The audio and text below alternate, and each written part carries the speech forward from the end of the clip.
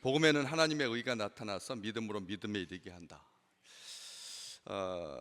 1517년 우리를 하나님 앞에 바르게 서게 한, 돌이키게 한 정말 역사적인 말씀이죠. 이 예루살렘에서 빌라도의 법정에 오르던 그 대리석 계단을 뜯어다가 콘스탄틴 황제의 어머니 헬레나가 이 로마의 한 성당에 설치한 그 계단, 정말 라테란 성당 계단이죠. 28개의 계단으로 되어 있습니다. 28개의 계단. 그 계단 폭이 한 30cm 정도 되고 넓이는 한 1.5m,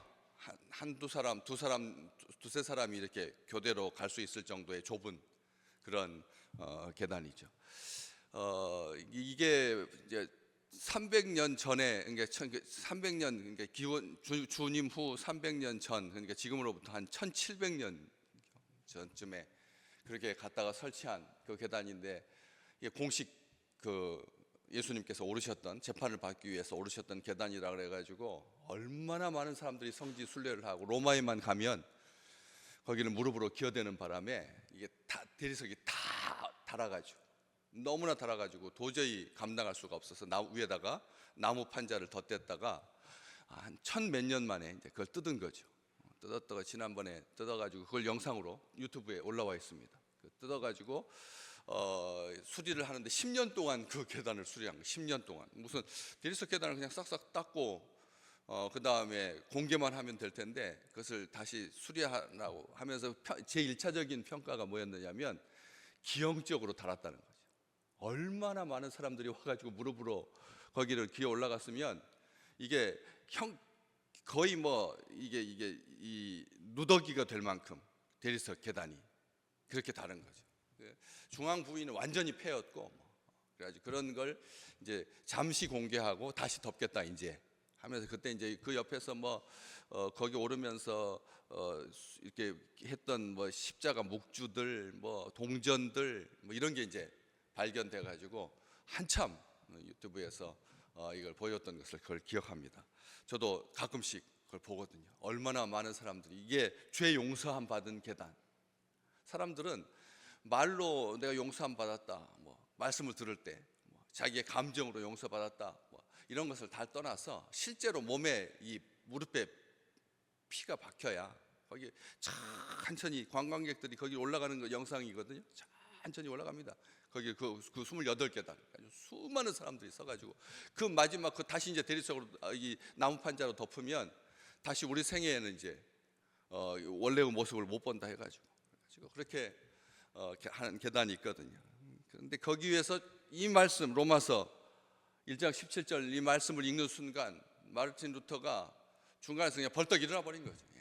이게 무릎이 깨져가지고 죄 용서 받을 거라면 하나님 믿을 필요가 뭐가 있겠네요. 무릎팍에서 피가 나서 죄 용서의 느낌을 받을 거라면 다른 방법으로도 얼마든지 그럼 구원받을 수 있는 건 아니냐, 다른 길이 있는 거 아니냐 해가지고 예수밖에 없다, 믿음밖에 없다. 여기 복음에는 하나님의 의가 나타나서 믿음으로 믿음에 이르게 한다라고 하는 이 말씀, 로마서 1장 17절 말씀을 딱 와서, 이게 대단하죠. 그 생애 가운데서 그런 한 순간이 있다는 겁니다.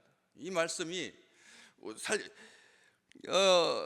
이 말씀, 그때 마르틴 루터가 기록을 남겼어요. 일기에다가 자기가 그 순간 어떤 느낌이 들었는지. 벌떡 일어나서 이게 머리가 탁 맑아지는,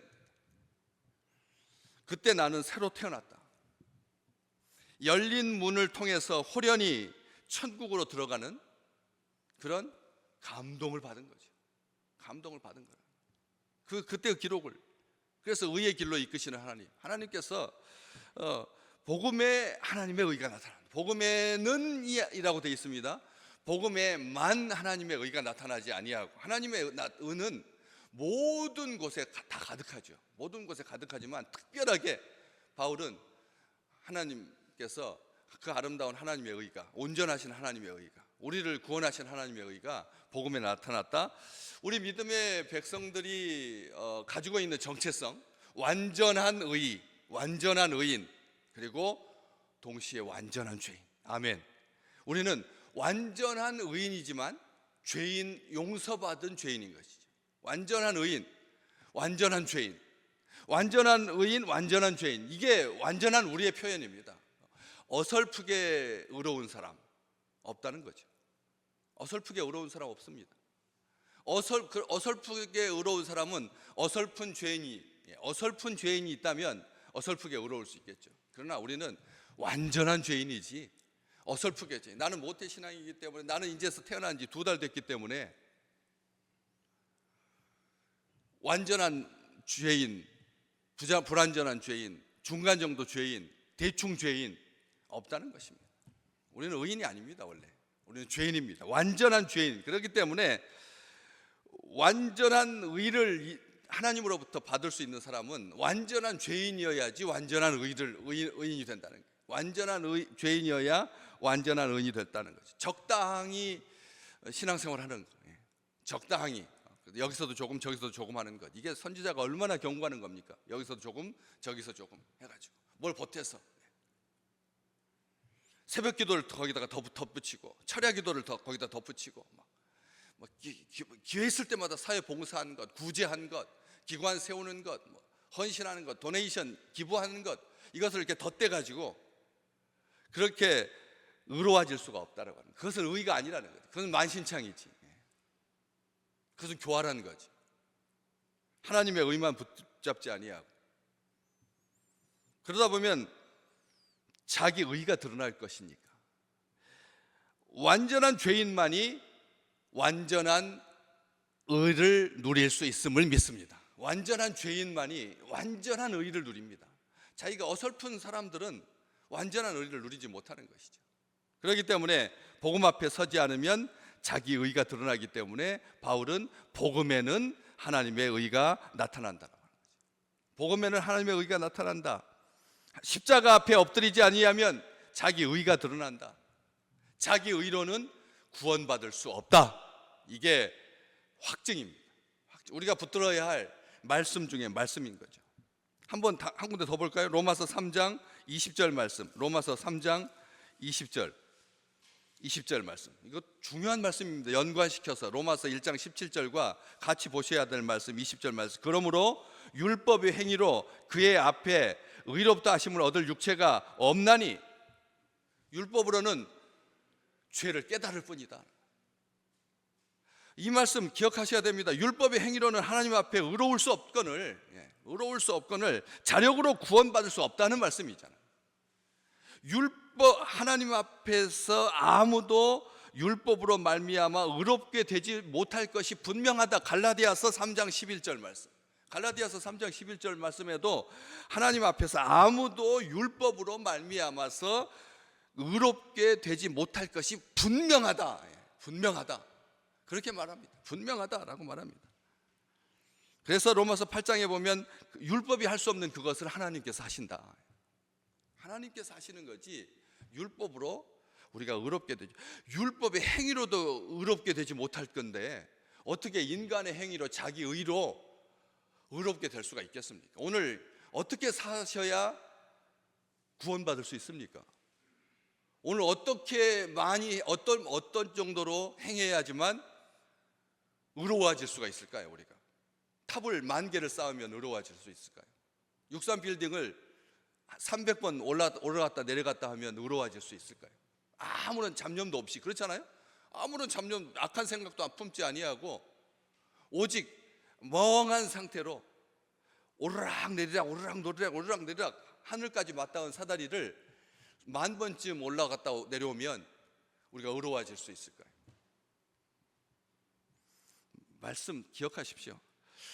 율법이 할 수 없는 그것을 율법으로 말미암아 의롭게 되지 못한다는, 무엇으로 말미암아? 예수 그리스도를 믿음으로 말미암아 의롭다 하심을 얻을 수 있다. 성경은 분명히 말하죠. 예수 그리스도로 말미암아 의로울 수 있다. 어디요? 바로 2절 아래 3장 22절에 나와 있습니다. 한번 잠깐 보시겠습니다. 20절 아까 율법으로는 안 된다 이렇게 됐잖아요. 그런데 2절 아래 보면 같이 읽을까요? 곧 예수 그리스도를 믿음으로 말미암아 모든 믿는 자에게 미치는 하나님의 의인이 차별이 없느니라. 누구로 말미암아 의롭게 된다고요? 예수 그리스도를 믿음으로 말미암아. 믿음으로 말미암아. 예수 그리스도로 말미암아가 아니라 예수를 믿음으로 말미암아 의롭게 되는 거예요. 그게 하나님의 의라는 거예요. 하나님의 의가 그렇다는 거죠. 예수 믿으면 누구든지예요. 누구든지잖아요. 누구든지. 예수 믿으면 누구든지. 예수 믿는 자는 누구든지. 그래서 모든 믿는 자에게 미치는 하나님의 의다. 바울은 그렇게 선하고 있어요. 오직 믿음으로 말미암아. 예수 그리스도로 말미암아. 빌립보서 3장 9절 내가 받은 의는, 내가 누리는 의는 율법에서 난 것이 아니요 오직 그리스도를 믿음으로 말미암아 난 것이니 곧 믿음으로 하나님께로서 난 의다. 이렇게 빌립보서 3장 9절 말씀. 빌립보서 3장 9절. 갈라디아서 아까 3장 11절 말씀. 로마서 3장 20절 22절 말씀. 다 연결되는 것이죠. 다 연결되는 것입니다. 믿음으로 말미암아 믿음으로 믿음에 이르게 된다. 믿음으로만이 믿음에 이르게 된다는 거죠. 믿음으로만이 믿음에 이르게 된다는 거예요. 믿음으로만이 믿음으로 이르게 된다. 오직 의인은 믿음으로 산다는 말씀이죠. 그리스도로 말미암아 오직 믿음으로 예수를 믿음으로 말미암아 믿음에 이르게 되는 거지. 어떤 행위로 말미암아 믿음에 이르게 되고 아니면 옆에서 도와주는 것으로 말미암아 부추기는 것으로 말미암아 부추겨주는 것으로 손 덜어주는 것으로 말미암아 우리가 믿음에 이런 예수님을 믿는 구세주로 믿는 예수님께서 구세주시다. 예수님께서 인류를 구원하시지만 특별히 나를 구원하신다라고 하는 이 놀라운 믿음은 그 믿음으로 말미암아 믿음으로 이르게 되는 거죠. 이 앞에 믿음, 뒤에 믿음, 온전한 믿음입니다. 어설픈 믿음 하나도 없습니다. 연약한 믿음도 아닙니다. 점진적인 믿음도 아닙니다. 믿음으로 믿음에 이르게 한다라고 하는 말은 확증입니다. 선언이고 선포이고요. 고백이기도 하고요. 그래서 믿음으로 말미암는데 여기 보시면 복음에는 하나님의 의가 나타나서 믿음으로 믿음에 이르게 한다 이렇게 되어 있잖아요. 복음에는 하나님의 의가 드러나서 복음에는 하나님의 의가 역사하여 뭐 이런 다른 표현도 있을 수 있잖아요. 복음에는 하나님의 의가 도와줘서라든지 복음에는 하나님의 의가 어느 날 갑자기 폭발을 해서 강력하게 역사하여서 힘이 되어서 믿음으로 믿음에 이르게 한다라고 되어 있지 아니하고 복음에는 하나님의 의가 나타났다라고 하는 표현을 씁니다. 이 나타났다라고 하는 표현은 언제 쓰는 표현인가요? 하나님의 임재를 나타낼 때 쓰는 거예요. 구약에서 하나님이 나타나실 때 이 나타났다라고 하는 표현을 쓰거든요. 복음에는 하나님의 의가 나타났다라고 하는 그 말은 무슨 뜻이냐면 예수 그리스도가 하나님의 의다. 나타나신 하나님. 복음에는 하나님의 의가 나타나는데 그리스도는 하나님의 의다. 하나님의 그리스도가 우리에게 나타났다. 우리에게 성육신하셨다. 우리 가운데 말씀이 육신이 되어서 오셨다. 예수님은 뭐다? 하나님이시라는 뜻입니다. 복음에는 하나님의 의가 나타났다라고 하는 이 말씀으로 통해서 예수님만 딱 한정하는 거예요. 예수님만 한정. 우리 주님께서 말씀하셨습니다. 나를 본 자는 아버지를 보았거늘. 주님께서 말씀하셨잖아요. 우리 주님은 하나님이라는 뜻입니다. 예수님이 하나님이라는 뜻입니다. 예수님께서 하나님의 의라는 거죠.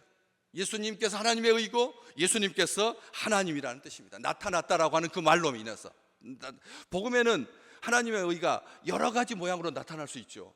그렇잖아요. 하나님의 의가 이 모양 저 모양으로 여러 가지 의미로 나타날 수 있습니다. 오늘 또 하나님의 의는 어떻게 우리가 제한할 수 없습니다. 수가성 우물가의 여인에게 나타났던 하나님의 의는 그 여인에게 그녀의 모든 삶을 돌이키게 하는 역사가 되었던 거죠. 우물 곁에서 만난 우리 주님. 그렇잖아요. 그녀가 눈을 안 보다가 우리 주님께서 진흙을 발라서 침을 발라가지고 이겨주면서 실로암 못에 가서 씻어라 해가지고 주님을 만난 게 아니잖아요. 그렇죠. 다 사람마다 다르다는 겁니다. 거적대기를 뒤집어 쓰고 베데스다 연못에서 40년 가까이 누워있던 그 환자, 그에게 우리 주님은 어떤 의였습니까? 치료함 받는, 베데스다 연못에 들어가지 않고도 일으키시는 놀라운 은총을 입었던 것처럼 하나님의 의를 우리가 제한할 수 없습니다. 그런데 그 하나님의 의, 오늘 또 우리에게 나타나실 그 하나님의 의, 온전한 거죠. 하나님 그리스도 예수를 믿음으로 말미암아 모든 믿는 자에게 미치는 하나님의 의, 3장 22절에 우리가 같이 보셨던 것처럼 오직 오늘 그 의가 예수님으로 말미암는 그 의가 우리의 삶 가운데 8월 이 한 달 그 어떤 때보다도 관세가 15%로 딱 맞아져 가지고 야 이제 겨우 숨 돌렸다, 이것으로 우리가 사는 게 아니라, 우리가 아니 관세 협상으로 아직도 철강이나 아직도 다른 것에는 50%의 관세가 붙여가지고 나라가 그 대기업이야 뭐 가가지고 뭐 몇 조 원 투자해가지고 공장 지어줘서 간신히 연명할 수 있겠지만 자그마한 거기다 부품 넣는 그런 공장들은 직접적으로 철 소재를 사다가 써야 되는 그런 자그마한 공간들은 얼마나 힘든데, 그렇기 때문에 그것으로 사는 게 아니라는 거죠. 조금 0.5도 정도 떨어지니까 숨 쉴만하다, 이것으로 사는 게 아니라는 거죠. 진정으로 우리가 살아야 할 건 복음으로 말미암아 살리라. 복음으로 말미암아 살리라. 예수님으로 말미암아 살리라. 믿음으로 말미암아 살리라. 오직 하나님의 은혜로만 살 것. 오직 하나님의 은혜로만. 오늘 또 하나님께서 우리에게 생명 붙여주셔서 이 8월 달을 우리로 하여금 살게 하시잖아요. 우리 이 8월을, 이 2025년 8월을 우리가 살 줄 누가 알았겠습니까? 하나님께서 살려주신 오직 이 은혜로만, 오직 말씀으로만, 오직 예수로만 그렇게 살아서, 이게 종교개혁의 모토가 된 거죠. 그래서 이 마르틴 루터가 그때의 그 경험을 기억하면서 오늘 집에 돌아가시면 꼭 영상으로 그 28계단